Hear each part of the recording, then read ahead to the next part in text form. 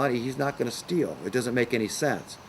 So nuanced issues, social issues that we have, problems that we have, would disappear with sound currency. As it's worth more and more and more every day, eventually it becomes the silly, exposed for the silly game it is, and we're all set free from it.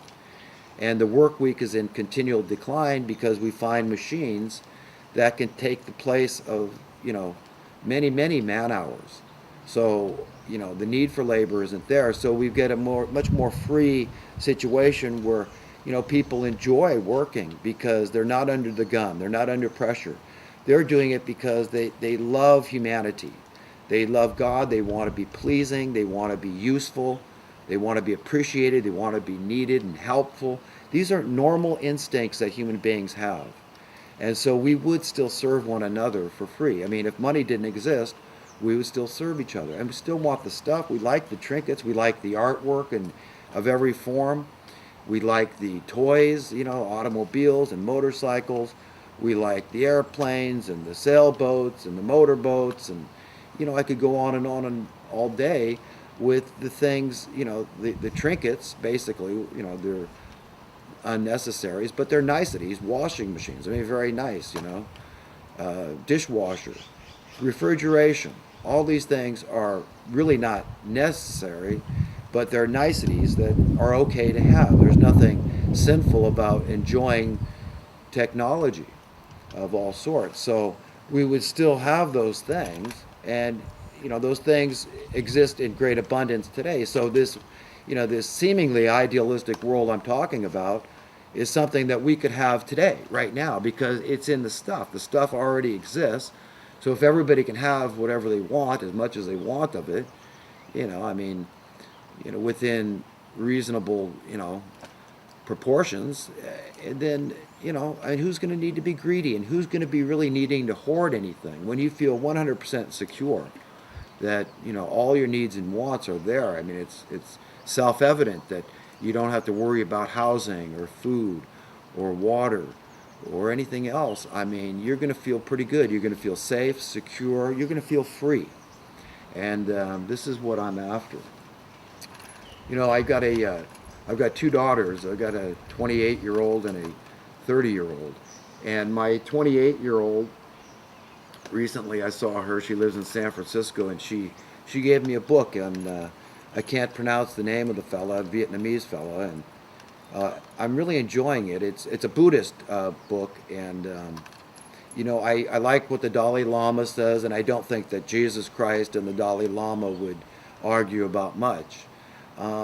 The only issue I guess I would take with the Buddhist approach is just this seeming of passivity, and I'm not a passive guy, and I think my daughter senses that I'm very high-strung, and euphemistically I like to say that I vibrate at a high level, and other people would say, man, you're just stressed out, man, and you got to take a chill pill and all this, and I get it, and I know other people like me that, and I also feel like I'm excited, I feel exhilarated, I feel like I'm tuned into my mortality, this idea that my life could be over at any moment, and that's, to me, that should be an eye-opener for everybody. That's our state as human beings. We've got these mortal bodies, these bodies of death, essentially, and we could, our physical existence could be over at a moment's notice. So that's the situation that we have as human beings, and I find that pretty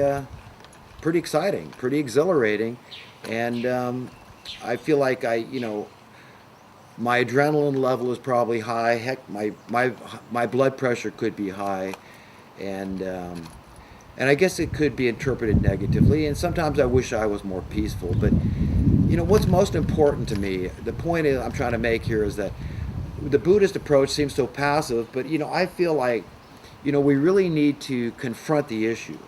And as long as a Buddhist confronts the problems and really strives to improve our lot collectively, to make progress, to put an end to the problems and to stand up and say, no, I'm the boss, I know I'm right, I know the definition of right, I know the definition of wrong, and I'm right, and so, It's right that I'm the boss over you who are living in the wrong, you know. And so as long as the Buddha stands up to these, you know, the powers that be, speaks truth to power, then I am all for it. And they can do it any way. If they need to do it a different way than I do, that's fine. I try to be tactful. I try, as I get older and I get more experience and learn, I try to be more and more tactful about how I reach evil people. But, you know, a lot of evil people don't know they're evil. And this is the problem. If they're in deceit, they almost need something jarring, you know, to wake them up. And a lot of times it's like a mathematical solution. It's like, here, you present people with the facts, you know. I mean, as you sow, so you reap. What goes around comes around.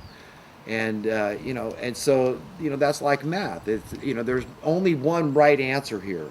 And when you get that across to somebody that's deluded, that's in darkness, you know, and they don't even know it, I mean, it's unpleasant to them. They don't like that feeling. They don't like to be called on what they've quietly put away and not looked at. They've said, you know what, the establishments work well for me.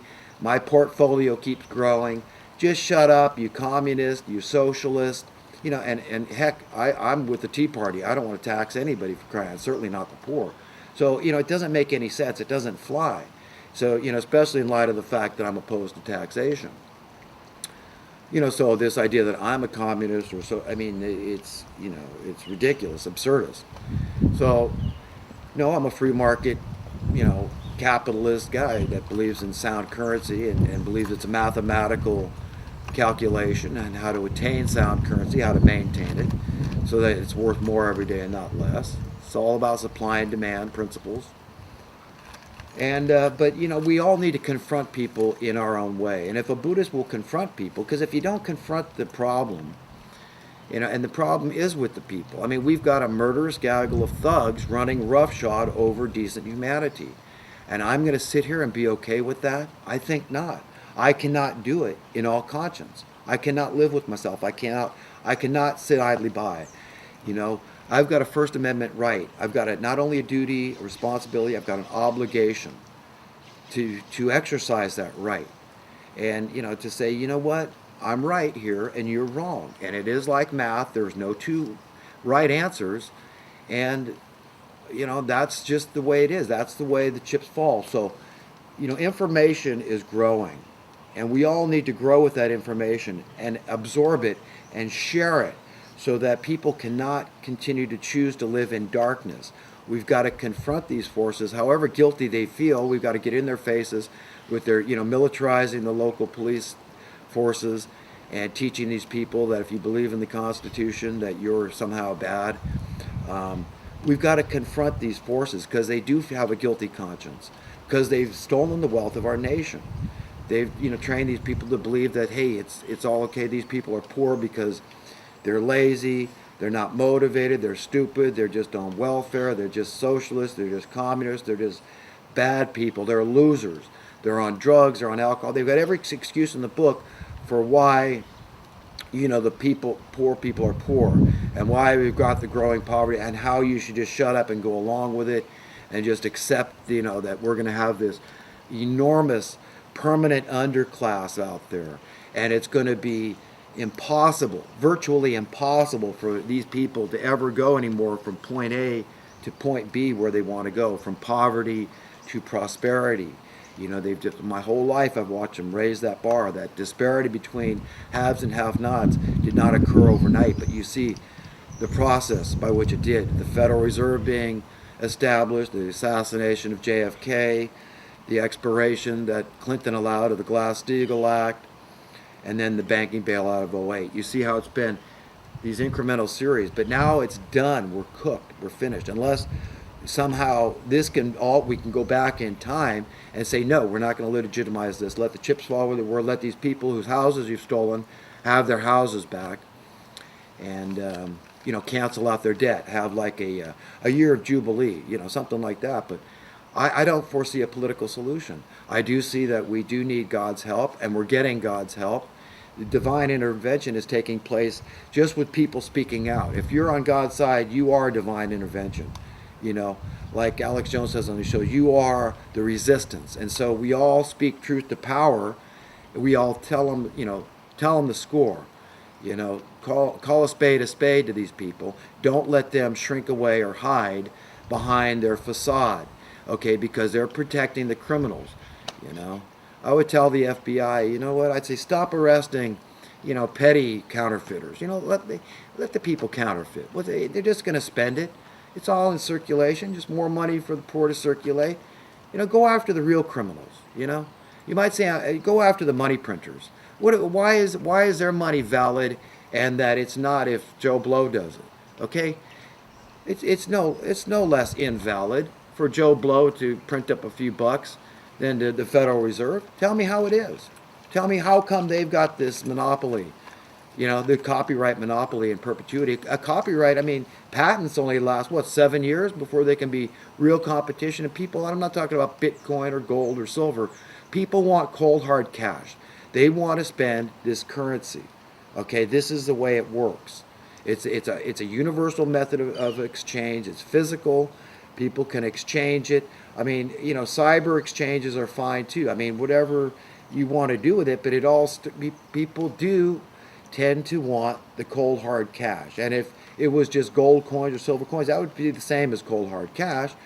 But the point should be clear that this is what people use, and it's unsound. It's been destroyed. It's been debased through cost of living inflation. It's done. We don't have to look at gas prices and say, oh, hey, what is he talking about? Your gasoline dollars are worth more. And look at VCRs. They used to cost $600 in the 1980s when $600 was the equivalent of, $3,000 maybe. And now you can buy a VCR for $90. I'm not talking, again, about luxury items. I'm talking about essential human needs. And of course, energy is important. And it does affect things like the cost of food, because the more it's got to be paid for the energy. But we could be off dirty fuel entirely, so that's a whole other subject. The point is that it's the damage is done, and it was done through legitimizing all this money that was dumped on the housing market, this essential human need, shelter, the shelter market. So people's rents, have soared in the last couple of decades. Your mortgages have soared, and that's all they need to do is pick on that one spot, because then everybody says, wow, I just need to make more money. Everybody needs to. Your minimum wage worker needs a lot more money now just to pay, the roof over their head, their rent, because of course they can't afford to buy anymore.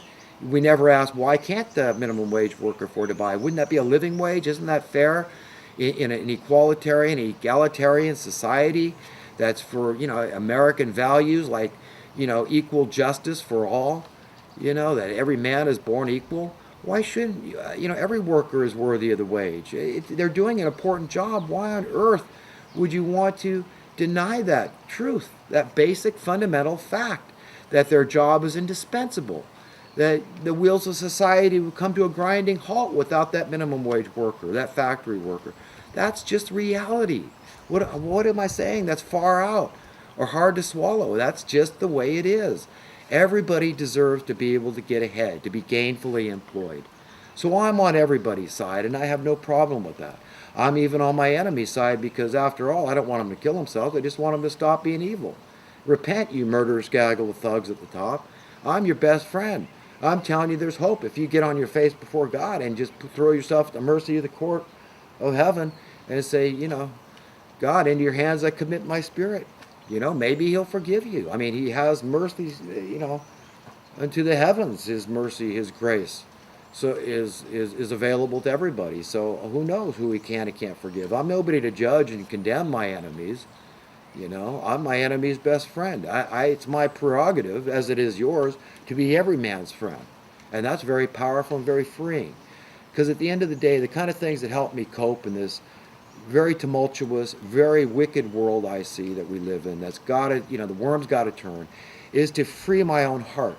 I need to say, you know what, God, I'm on everybody's side. I want the best, not for some, but for everybody. I wish everybody's finances were better than mine, because how's that going to hurt me? That's good. That's great. I wish everybody was safe and secure and prosperous and free. And that would make me really happy. And that's the kind of stuff that helps me cope, is I just free my mind. I say, God, you know what? I might be dead today, but at least, you know what? I'm trusting in you. I'm trusting you. Every good thing came from above. all the wherewithal you've given me, the ability I have to do this or that or the next thing, to speak out against injustice, to speak truth to power, you know, that came from you. And I thank you. I'm very grateful. It's very nice to be alive. I love to be a man. I love that you gave me two beautiful daughters. I've got an awesome car. I've got nice stuff. I've got this nice camera. I mean, I've got nice trinkets. I've got a sense of security and safety and freedom and liberty and prosperity. And I feel spoiled, and I want